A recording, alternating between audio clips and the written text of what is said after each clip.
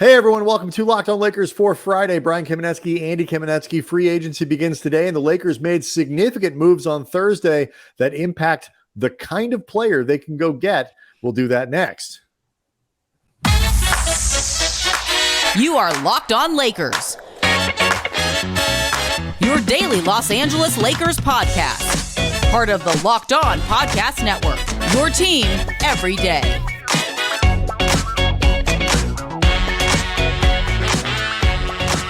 Thanks to everybody for making Locked On Lakers your first listen of every day, Monday through Friday, no matter how or where you get your podcasts, always free, never behind a paywall. And Locked On Lakers on YouTube is where you can go to hang out with almost, Andy, 18,000 subscribers to this rapidly growing channel that is overtaking YouTube. We pretty much will own the thing in a few months. But people getting really excited about today. It is the beginning of free agency, 3 p.m. Pacific time. Teams can start to make offers. They can sign guys. They can, the magic begins at 3. So clock out of work early. Give yourself an early beginning to the 4th of July holiday. Celebrate free agency day by skipping the last few hours of work. That's our recommendation to you. Andy, the Lakers making some big moves on Thursday that will impact who they potentially go get. We talked on Thursday's show about this push the Lakers are making to potentially use their full mid-level exception, a little over $12 million. It would give them access to definitely a different tier of player.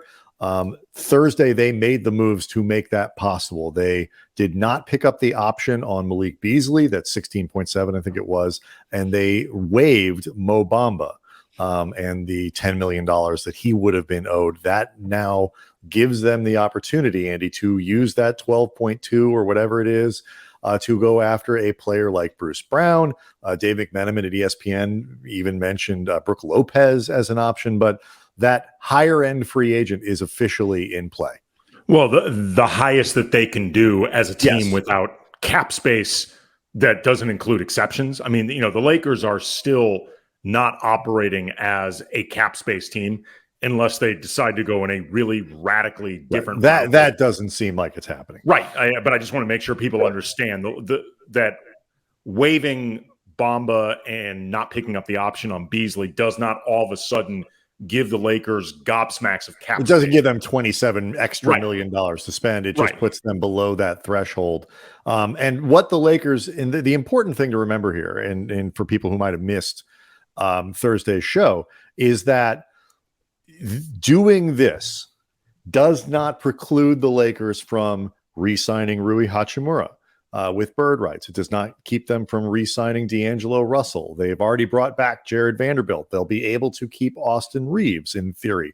All of these things can happen, but what they have to do, what the Lakers have, they might even have a second exception, that biannual exception of, I think it's $4.5 million or something, which is a really significant thing that they'd be able to use to draw a guy who is worth more than that veteran's minimum.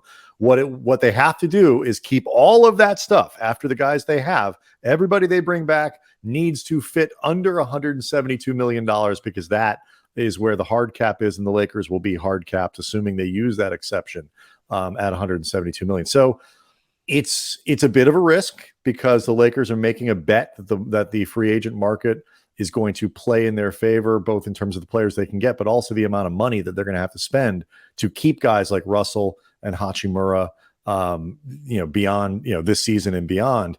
But it's a good bet. I think it's a good bet, the way things look like they're playing out. Well, if nothing else, it's a risk that they're taking to try to get a player that would be better than Mo Bamba or Malik Beasley.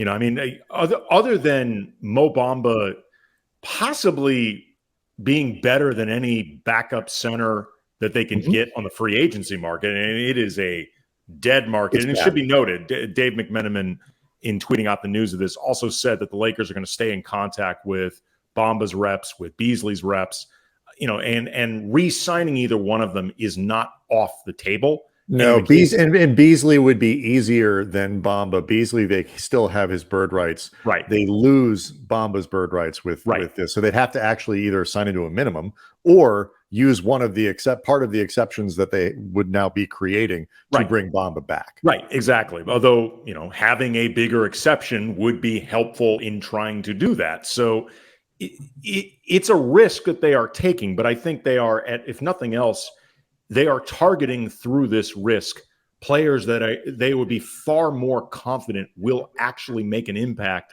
than Bamba or Beasley. I mean, I've been pretty open about my indifference about whether or not they brought back Malik Beasley or not to begin with. The only reason I would really care would be if it cost them the opportunity at somebody else. But it's also interesting too, like Eric Gordon, for example, the Clippers did not pick up the $21 million guaranteed on his contract this year. So he is now a free agent. Like, he is somebody that might be above that $12.4 million that the Lakers would have, but maybe not. He's going to be in the ballpark, if nothing else. And while guards, assuming they bring back the expected guys, wouldn't necessarily be an area where the Lakers are lacking, Eric Gordon, while it should be noted, has a lot of injury risks to monitor on top of what you'll be monitoring with LeBron. 34-year-old, be going into his age 35 season and hasn't, played 69 games last year, but that is a high water mark for the last few. But that being said, acknowledging this, Eric Gordon, beyond being somebody who can hit outside shots, he is strong as hell, and he's longer than his size. And he is somebody that actually has shown over his career that he can guard up. So he is kind of like Bruce Brown in that sense. Like, Bruce Brown would be somebody that, he's played like in Brooklyn point center, like he's been used as a big in certain lineups. And he has that ability defensively, if nothing else, to guard up in ways that, say, Patrick Beverley didn't do successfully, or Lonnie Walker. I mean, and Russell Westbrook certainly didn't do. Gordon is not the defender he once was. He used to be a pretty high quality. But again, all going into his age 35 season. The target here seems to be Brown more than anything. And Jovan Buha at The Athletic today reported that the Lakers are feeling confident that they think they could get him with that full mid-level exception. In that made Lakers fans really, really excited. And then it was immediately reported right after that Bruce Brown would be going to visit the Mavericks. And so that made everybody look, man, if he's really going to be on the freak out, and if he's going to be on the open market, man, Bruce Brown's going to have suitors. He's coming off a terrific season with the Nuggets. He was very instrumental in them winning that championship. We were both really open last offseason. He would have been the number one target for both of us last offseason because both of us thought correctly he was gettable for a mid-level exception. It turned out, yeah, he was. I still think if the Lakers did not put out a serious offer for him, they made a mistake because A, 100% still have him on the team possibly, and B, he wouldn't have been there to help beat them in the Western Conference Finals. So, and but it's when you look at Brown and where he might go. I mean, every team with a full mid-level is going to try to make an offer for him. The advantage to a place like Dallas versus the Lakers is he probably starts in Dallas, and with the Lakers, he's probably the sixth man. And so I don't know about that. I actually don't know about that. Starting in Dallas or not starting here? Starting in Dallas. Because if Kyrie and Luka are in the backcourt, you're looking at a pretty small 1 through 3, even acknowledging that Bruce Brown can guard up.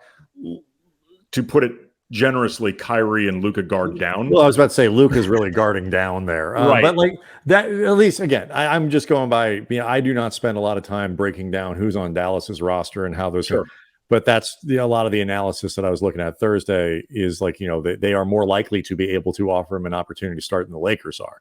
But either way, I would agree with that. The issue here is so we'll talk about Brown. And the type of, how much confidence do you really feel like you need to have? How much confidence do you think the Lakers have in being able to land somebody like him, or, they're only, like we pointed out on Thursday's show, Andy, you did a great job of this. There is a small handful of players that are in this sort of echelon of guys that are kind of difference makers, real difference makers. And so how confident do you need to be to make the kind of moves the Lakers have made? We'll talk about the possibility of Brook Lopez, who, again, Dave McMenamin mentioned. And then Andy, before we're done here, has a list of guys that the Lakers might want to take a look at, because, again, you do not have to use these exceptions on just one player. You can split them up. You can chop them up. You can slice and dice to add talent that way. So all that stuff coming up next. Locked on Lakers is brought to you by PrizePicks, and Laker fans, if you haven't signed up yet for PrizePicks, you're missing out on daily fantasy made easy. PrizePicks has the best DFS prop game on the market. They offer more props than any other DFS prop operator. The superstar players, the bench players, just pick 2 to 6 players and predict whether they will notch more or less in the PrizePicks stats projections, and you can win up to 25 times your money. And PrizePicks offers projections on everything from MLB to WNBA to golf to cricket, even Big Three. Here are some of the former Lakers playing in Ice Cube's league that you can make some statsy predictions on. Michael Beasley, Jody Meeks, Earl Clark, Corey Brewer, and remember him, Devin Ebanks, who somehow is still not 35 years old yet. That is crazy. Use the award-winning app on both the App Store and Google Play. Entries can be made in 60 seconds or less. Safe, fast withdrawals. Download the PrizePicks app or go to prizepicks.com. Sign up, play daily fantasy sports, and first-time users can receive a 100% instant deposit match up to $100 with the promo code Locked On. Again, do not forget to enter the promo code Locked On at the sign-up for the instant match. If you're not playing PrizePicks, you don't know what you're missing.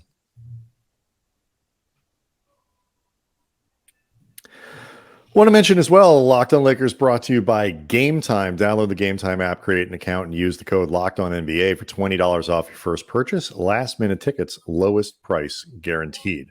Brian, may I make a quick PSA, just fast, save ourselves both some trouble? Yeah. Yes, James Harden is looking to be traded by the Sixers. No, he's not an option for the Lakers. It's impossible. Don't bother us with this. It's not going to happen, okay? Just don't try to come up with the configurations. It's impossible, okay?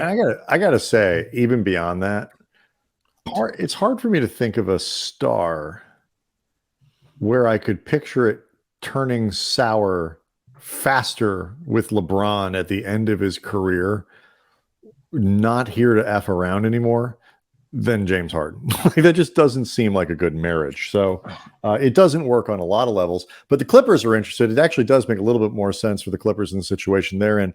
And the important thing for the Lakers there isn't just, what that might do for the Western Conference, but some of the machinations that might move around in terms of who becomes available based on trades like that, which players end up being sent back to Philly in a hypothetical deal and all that kind of stuff, because the Lakers will be, to some respect, kind of picking the bones of some of these trades and being opportunistic where the opportunity presents itself. That was really eloquent. But anyway, so the sequence of events on Thursday was fascinating. You see a tweet out from Jovan. The Lakers are feeling very confident that they could get Bruce Brown with that large exception. About, I don't know, 20 minutes later, who was it with Yahoo? Fisher. Jake Fisher. Yeah, thank you. Jake Fisher. Friend of the show. Yes. Clearly, I was paying attention. I can't blanked on his first name. He reported that the Lakers would be releasing Mo Bamba. I think he was first on that. Quite soon after was the news that the Lakers would not be picking up the option on Beasley. So that we talked on Thursday's show. If you're going to do this, nobody knows for sure. Like, I all the tampering jokes aside, like, I don't think Bruce Brown has made an ironclad wink wink decision with anybody, at least yet. If he has, I hope it's with the Lakers. But you got to feel relatively confident that if you can't get Bruce Brown, you can supplement with 2 or 3 or 4 players or whatever it is, because you are going to be letting guys go who you need or potentially need. And you're also locking yourself into this hard cap without a lot of flexibility in the kinds of contracts that you can move. So the roster you have at the beginning of the year is probably pretty close to the roster you're going to have at the end of the year. You would think the Lakers, if they're going down this avenue, are pretty confident that they're going to come out of it with some of the players on their list. I just wonder who else is on this list other than, say, Bruce Brown or I guess Brook Lopez. Yeah. I mean, like I said before, I think in some ways they're just making a calculated risk that even if this plan doesn't come to fruition, it's worth taking that chance, judged against what they gain in Bamba and Beasley as players or as contracts. Like, they may end up wrong in terms of their forecasting of the landscape, but there's a difference between bad process and bad result. I think Brown, while yes, the Lakers would be creating a hole, no question, in the front court that they'd have to figure out how to fill. I think Brown is absolutely worth the I guess shortcoming you're creating in one area, because I think he'd be that much of a help. And if by chance this Lopez thing is not a pipe dream, if the Lakers really do think there's an avenue to Brook Lopez at $12.5 million, I mean, I would take him before Brown. Oh my God, that would be a perfect fit. I just can't imagine Milwaukee letting him go for that price. It would just have to be Lopez wants to come to play for the Lakers, because Milwaukee will offer him far more money. Yeah, I mean, the lure of Lakers in Disneyland, it would have to be really damn strong, because, as you noted, that I can't imagine that Milwaukee would decide that $12 million is too rich for their blood with Brook Lopez, right, the season he's coming off and what he's meant to that team. Well, they say, Andy, you're not a Laker until you've been a Laker twice. And right, so Brook Lopez really has a chance to establish himself there. Yeah, he can get fitted for a jacket along with Dennis Schroeder. They also, too, the Lakers, I think, might be looking also at their options. If it's not Bruce Brown, the options that they could get splitting up the largest exception and saying these players are more useful to us, more immediately helpful than, again, Mo Bamba as players, or Mo Bamba, Malik Beasley as players or contracts. Right. They're just better than who might be available as a veteran's minimum. Right. That's what I'm saying is or just the guys that you could get with the $5 million taxpayer mid-level exception. Like they're looking at their possibilities, even breaking up that larger one. And they are saying, we're just going to give ourselves more ability to make a really good team going this route, whether it ends up with Bruce Brown or some of the names we will get into, then just limiting ourselves to that taxpayer mid-level exception and $5 million that you pretty much have to spend on one guy, because once you start breaking up that $5 million, you're not looking at particularly good options. It's not moving much forward. So before we get to some of the lists, we'll do the list after the break. But before that, it's worth pointing out a couple of things, because the perfect ending to this is the Lakers get Brown. Hachimura signs for, say, $14 million. Russell signs for 15 or 16. Another guy with a jacket. Right. Yeah, for sure. And you can bring back Beasley for 4 or 5 or 6 or whatever it might be. You're able to use that other exception. You can, and Reeves doesn't get, Reeves is going to be paid whatever it is, 12 something next year, no matter what. But you also don't end up in a situation where Reeves has that huge backloaded contract. And to that end, Mark Stein, daily updates with his Substack on what the rumor mill is saying. D'Angelo Russell still not appearing anywhere. No chatter on teams going into their own cap space, teams with cap space to spend on a player like Hachimura. One of the teams that could do that would theoretically be Houston. And Stein reported on Thursday that the Rockets are really looking into guys like Dylan Brooks, Fred VanVleet, veteran leadership, Andy, for that young group of guys. And this is just important because the more that teams, the rumor that Indiana is really interested in Max Strus, pulling him away from Miami, the more money those guys spend on players who aren't the Lakers, who aren't Lakers, the better it is for the Lakers. And tell me if you think I'm wrong. The Lakers are working real hard to try to get teams to not give Austin Reeves like a giant backloaded deal. They are making it very clear to anybody who listens that there is not a contract that they will not match.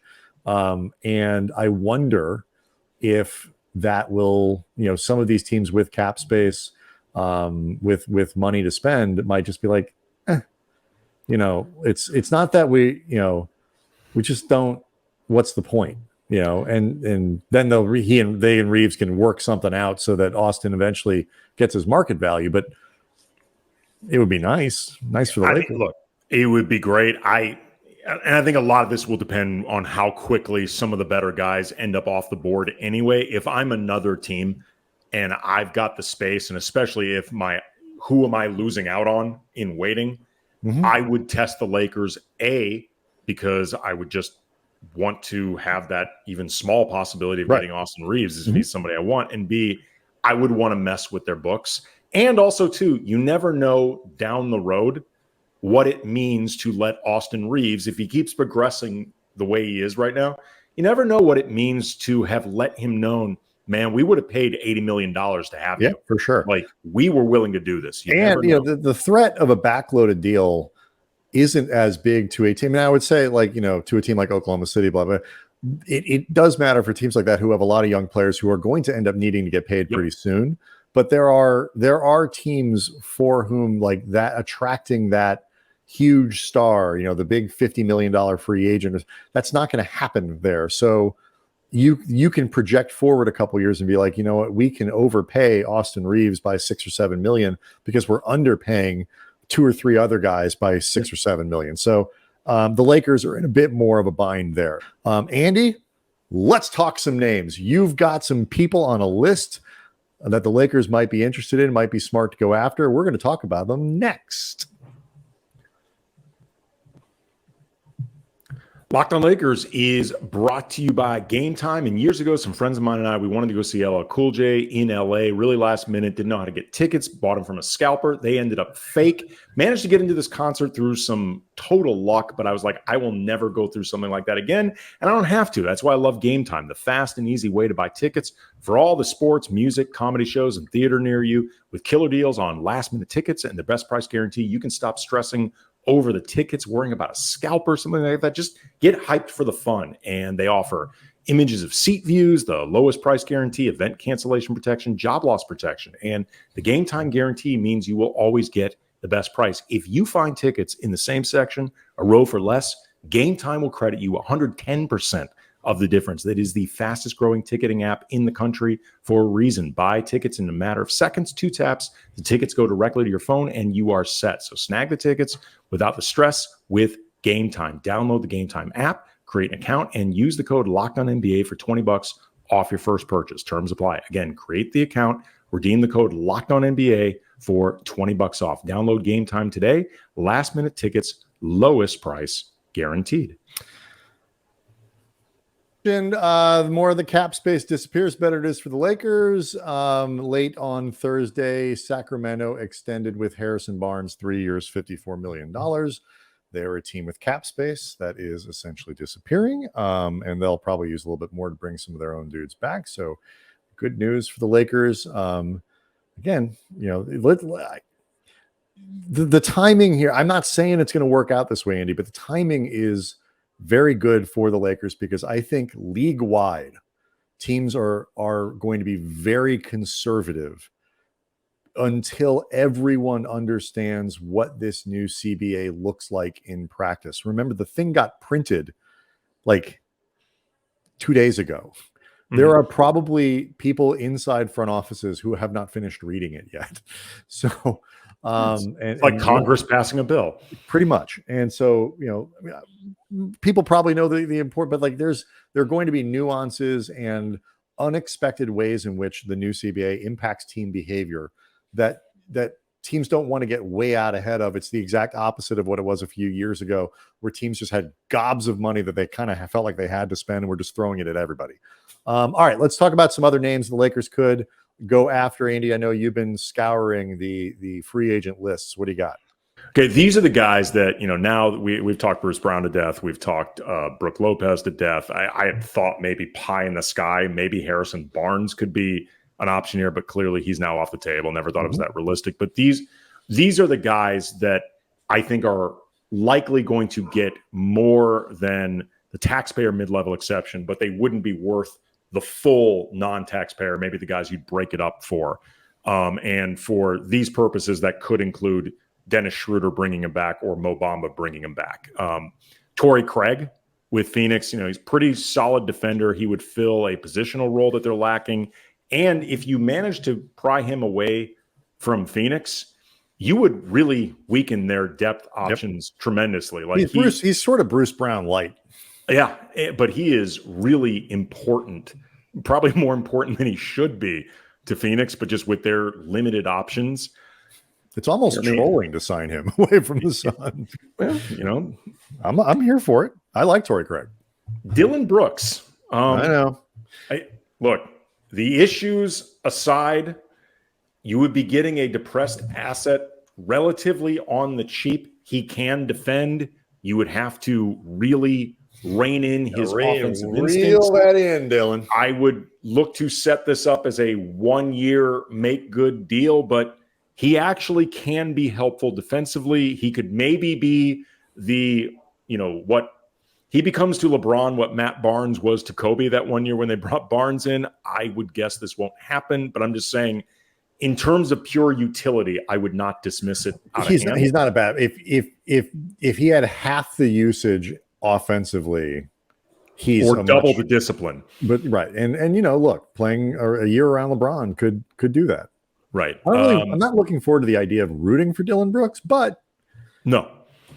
Dante DiVincenzo, another guard, but he can defend up. He can hit outside shots, and you take him away from Golden State. Played very well for. Yes, he did. I think the assumption is he's not. They can't afford to bring him back. But either way, he's a good player. Good player. Josh Richardson, defense just enough 3 to go with the D, wing sized ish. He can defend up a bit. He's been attached to the Lakers before. Basically a former Laker at this point. Yeah. Not wild about adding another guard that's truly just a guard, especially defensively. But Seth Curry is such a good shooter. You would have to at least consider him for this team. Seth Curry, for me, and I've seen, I'm stealing this from other people, like if the Lakers can really thread this needle and get all these people and still have themselves the ability to use that second biannual, the biannual exception, he seems to me Curry would be perfect for that. Like $4.5 million, limited player, but man, that skill set as a shooter would be so useful. Right. And then this guy, I'm not quite sure where he fits in economically, but Trey Lyles is an undersized center. If you lose Bamba, you need a backup big. He can shoot the 3 okay. I wouldn't be necessarily excited about him, but I would. I'd be very pleased with Trey Lyles as a backup big. 0% chance he leaves. The Kings let him leave. I would be surprised. I'd be shocked. I'd be very surprised as well, but especially after they've cleared up space. But you never let it. You never know. Here's the thing: like the sacrifice the Lakers are making here is that, again, unless this Lopez pipe dream actually turns out to be true, and I'm not even going to pretend like it's a thing. But the trade-off that they've made here is they are going to have probably, the odds are, a lesser backup center than what Mo Bamba could have been. And if they are trying to, sort of use this exception on Brown, if he's their big target, then, even sort of the backup forwards, you're going to have to find a couple dudes at the bottom of the market who can potentially give you time in the front court as a power forward and as a center. And they may not have great depth up there. I think that's just one of the things. And then these are the guys that I think would end up, the taxpayer mid-level money would be the max I think they could earn, but they could maybe be the smaller guy if you broke it up. Derek Jones Jr. is not a shooter at all, but he's athletic and he can guard up. And that's something the Lakers have needed a lot over the last couple of years, including last season, some wing depth. And then you get into some backup 5 options. Dario Saric can space the floor well enough. He's a competent backup 5. Jeff Green, he's undersized, but he's experienced. He figures it out. He's not a great floor spacer, but he's great plug. Yeah, he's a great plug and play guy. I mean, that's really what he brings to the table. Is just he can fit with anybody. Kevin Love still hits shots. Big fan of that. It's just you'd have to play around him with defensively, but fits. Smart guy. I love the front court passing ability that he brings there. Can still rebound. Can still hit a shot. And you wouldn't be relying on him to play 35 minutes a game. And he's somebody that maybe could end up even of that minimum guy. He's made a boatload of money at this point. It depends on what he wants. Right, where he thinks he can win. Ironically, Cleveland could have used him in these playoffs. For sure. Another jacket guy, Mo Wagner. He's quietly not bad in Orlando. Most of the attention goes to Franz. I'd be surprised if he ended up leaving Orlando, but were he an option, you could do worse than him as a backup big. Another jacket guy, Andre Drummond. Picked up his option in Chicago. I think he's he did? Yep. Oh, well, there you have it. And then finally, Dwight Powell with Dallas.